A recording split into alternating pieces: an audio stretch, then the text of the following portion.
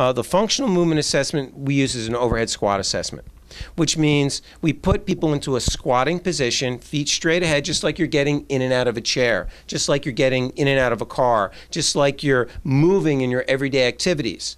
The first position is with your arms up over your head, and you squat down.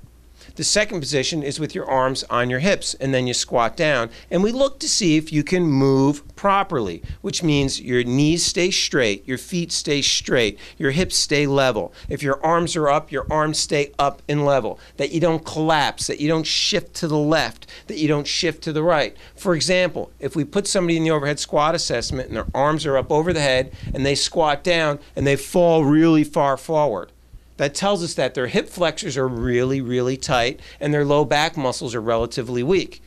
If they find their knees drift in, or if one knee drifts in, that tells us the hip on that side's weak and the knee on that side's weak.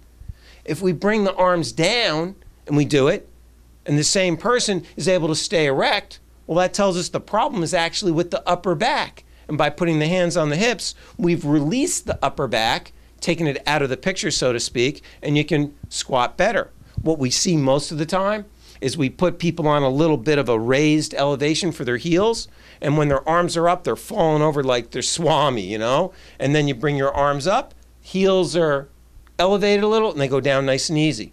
That tells us the calves or the deep gastroc muscles are really tight. Other variations are standing on one leg, or hopping, or jumping.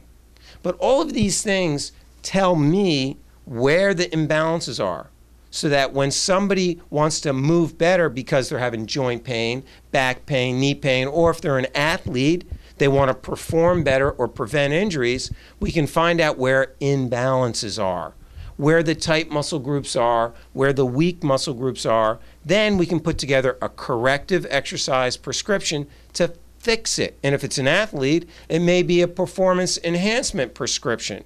But the bottom line is a functional movement assessment is that it tells us how to functionally you move. Because if you can't stand on one leg and do a little quarter squat, you can't run without getting hurt.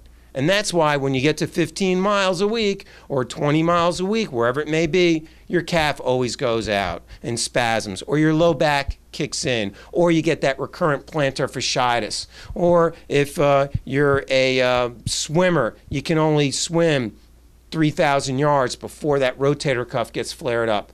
A corrective exercise assessment will tell us how to fix that. So it's safe to say that fitness is for function, not just for looking fabulous? There you go. Well, it should be for function first, but guess what? It is about looking fit and looking well, but it has to be about health. Because if you don't put health first, you're going to do what Lee Haney said. You're going to train to annihilate rather than train to get stronger and for function and fitness. And we don't want to do that. We want you to stay healthy.